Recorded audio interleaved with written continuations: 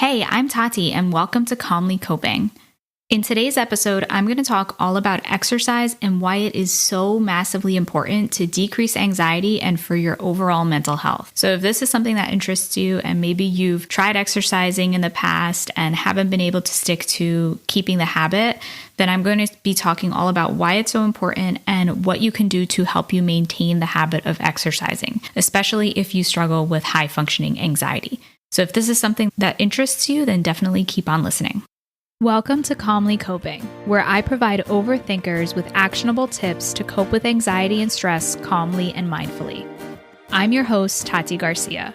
I'm a licensed therapist specializing in anxiety treatment and a high-functioning anxiety coach. I love running, and I'm addicted to self-improvement books. Join me as I help you understand how to cultivate calm from within while uncovering your unique strengths so that you can live a more fulfilling life.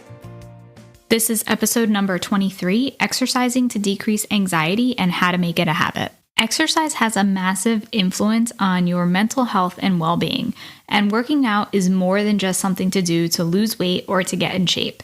It's something that's going to help you feel more productive, increase your self-esteem, and make you feel happier. It can be so easy to come up with all the excuses in the book to not work out. A lack of time, a lack of energy, having better things to do, more important things to do. You'll get to it one of these days. I'm sure you've used all of these excuses and more. I know I have. The reality is that when you exercise, that has a positive impact on your mental health. So to reference one study, a sample of 1,042 adults were given the Beck Depression Inventory and the Beck Anxiety Inventory, in addition to questions to help determine their physical activity levels. So a major finding of this study was that individuals who reported not performing physical activity were 2 times more likely to have symptoms of anxiety and depression when compared with individuals who engage in physical activity regularly. So it's always important to keep in mind that correlation does not equal causation.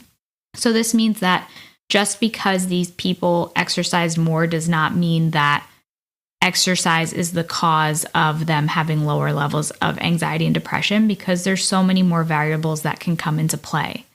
But what it does say is that people who tend to exercise more also tend to have lower levels of anxiety and depression. So, I think it's easy to say that physical activity is good for your mind. So physical activity can actually improve your brain plasticity. And what this means is that it makes it so that you're able to better learn and retain information, because the plasticity of your brain means that it's able to change and adapt as you're learning new things. So moving regularly can actually help you adapt to your circumstances better and help your brain function more effectively. So exercise training has been shown to lead to reductions of more than 50% in the prevalence of symptoms of anxiety. And I got this information from an excellent book that talks about the influence of exercise on the brain. The book is called Spark by John J. Rady, MD. So anxiety causes you to become more stressed and often have repetitive worrying thoughts. Exercise actually helps to counteract these patterns by literally releasing tension and stress in your body and refocusing your mind on your body and on the physical activity. So exercise can actually be a way of taking that attention away from your thoughts and how you're thinking about things, but it can help you to focus on your body. And the thing is, when your mind is focused on your body, it's actually very difficult to be consumed with thoughts. Dr. Rady also cites studies that show that, quote, chronic exercise increases dopamine storage in the brain. And this provides a feeling of satisfaction when we have accomplished something, unquote. Dopamine is a neurotransmitter in the brain that is known as the reward center. So feeling rewarded as a result of engaging in something healthy like physical activity is a major win. And another study cited in Dr. Rady's book by James Blumenthal concludes that, quote, exercise was as effective as medication, unquote, in treating depression. An exercise group that was walking or jogging for 30 minutes 3 times a week was compared to a group on Zoloft, and both groups showed a significant drop in depression.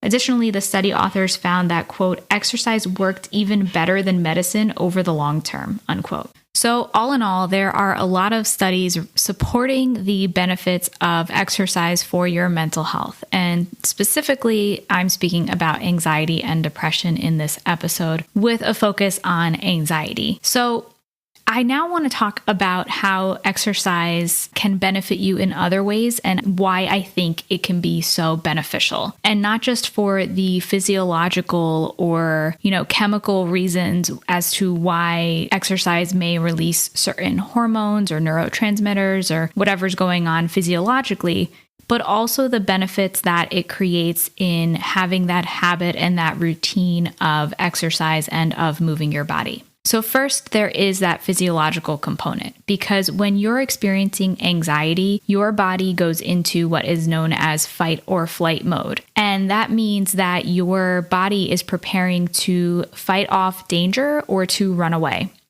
So there's a lot of things that are happening physically.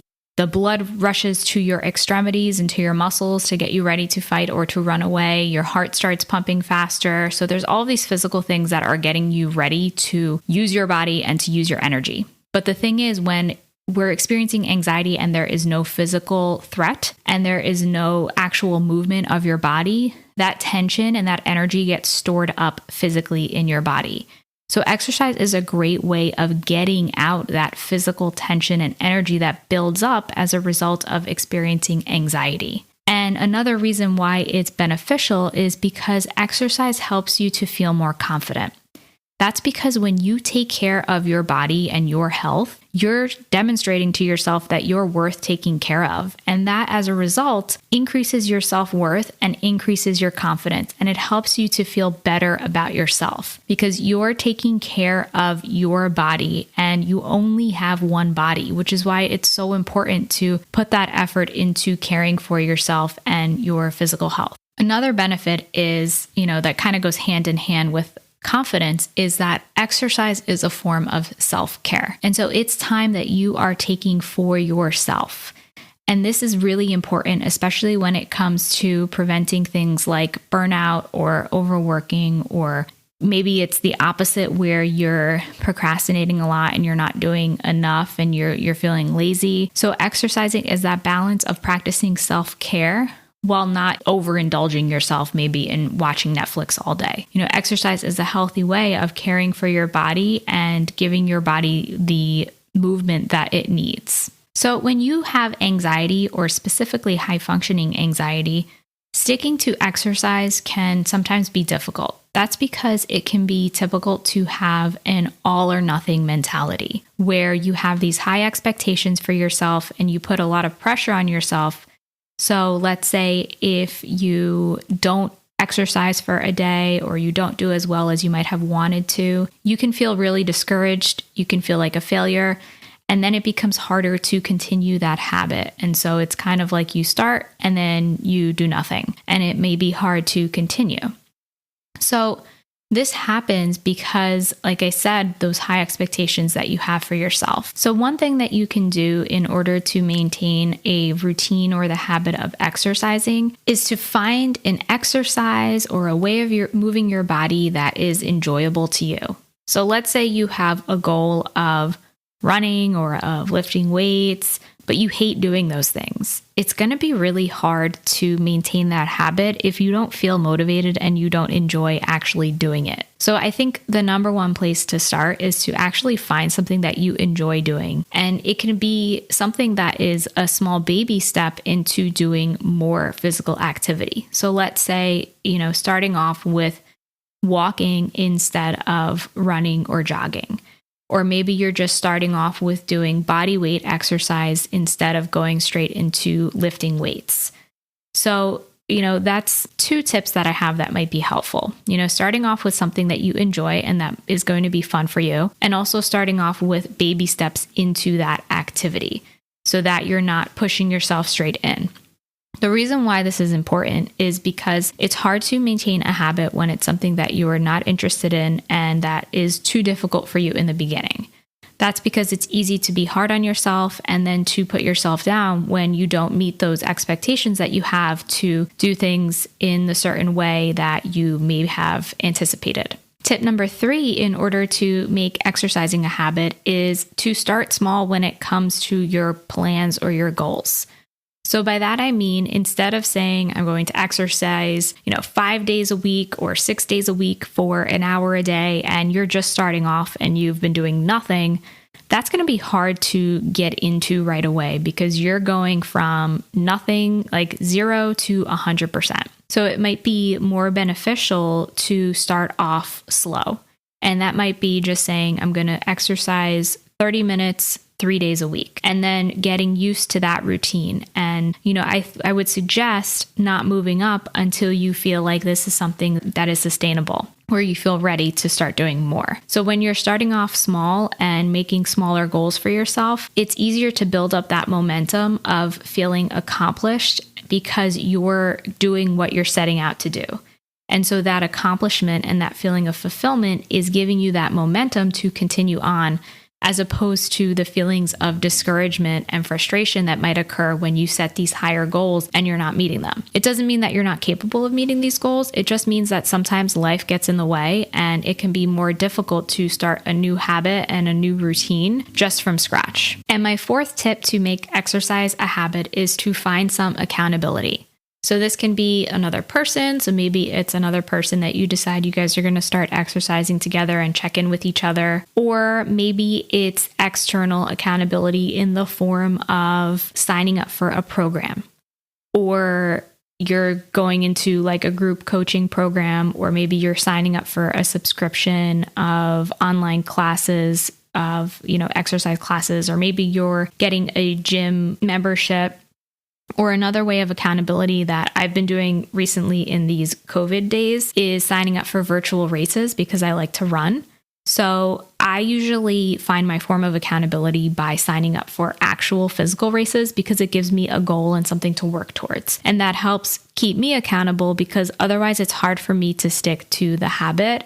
Even though I love doing it, sometimes it gets harder to motivate myself on certain days, or especially when it starts to get colder out. So recently I've been signing up for virtual races. So you have some sort of goal that is, a certain number of miles, and then you log your miles online and you participate in the race in that way.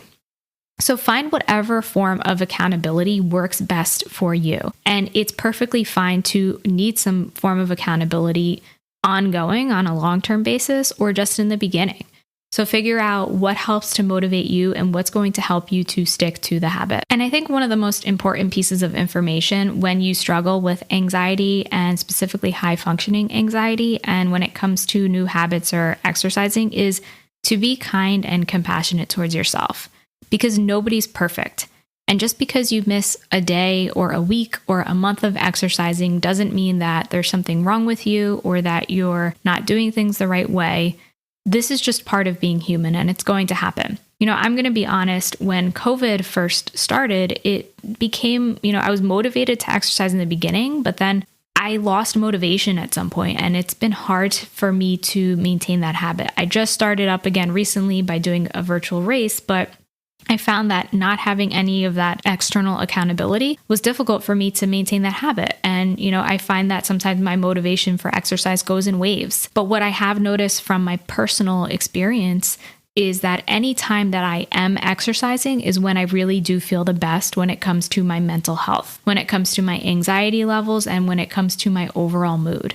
And so this is just my personal experience, but this is something that I've also noticed in working with my clients that has been beneficial for them to maintain that habit of exercise. And as you can see from the studies that I previously shared, it's something that's really proven that exercise is a great form of treating your mental health and decreasing anxiety and depression. And I think it's something that's a very important habit for you to maintain or to start up. And so just to recap what I discussed in today's episode, I talked about the research in support of the relationship between exercise and mental health, specifically anxiety and depression, and how exercise is actually as effective as antidepressants in treating anxiety and depression. I also spoke about why exercise might be beneficial. My 3 reasons were the physiological purposes of getting out that tension and energy that builds up. that it helps you feel more confident because you are taking care of your body and your physical health. And the third reason why is because it's a form of self-care. And you are telling yourself that you are important and you matter and that you're taking the time and the energy to take care of yourself in a way that helps you feel good. And I also talked about my 4 tips to help you to make exercising a habit. So the first tip is to find a form of exercise that you actually enjoy. The second tip is to find an easier form of that exercise to start out with, like for example, starting with walking instead of going straight into running. My third tip is to start small and take baby steps. So that can be, instead of saying I'm going to exercise 6 days a week, start off with saying I'm going to exercise for 2 or 3 days a week. And my fourth tip is to find some form of accountability. So that can be having a friend that's going to be doing the exercise with you, or that might be joining a gym or taking a course or joining a program. Or it can be signing up for, in the days of COVID, a virtual race, or, hopefully someday a real race, or whatever helps you to have that accountability. So I hope that these tips were helpful for you. I'd really love to hear your thoughts. You can send me a DM at TatianaGLPC on Instagram. And if you found this episode helpful, please screenshot yourself listening to it and share it to your Instagram stories, tagging me at TatianaGLPC. And please feel free to share this episode with anybody who you think might find it helpful. So your action tip for this episode is to find one form of exercise that you enjoy. So maybe it's getting outside and going for a walk, or maybe it's doing yoga, or maybe it's going to the gym. Find one form of exercise that you enjoy and try and do that at least 2 or 3 days this week and see if you notice a difference in how you feel, especially if you haven't been exercising at all. Just pay attention to how it makes you feel before and after you're exercising. I hope you found this episode helpful. In next week's episode, I'm going to be speaking about how to organize your thoughts, tasks, and ideas when you have anxiety. And this episode was requested in my Facebook community, Calmly Coping, a community for high achievers with high-functioning anxiety. So if this is something that interests you, you can definitely join that group for free by going to calmlycoping.com/group. So you can learn more about my free Facebook community, and keep an eye out for next week's episode all about organizing your thoughts, tasks, and ideas when you have anxiety.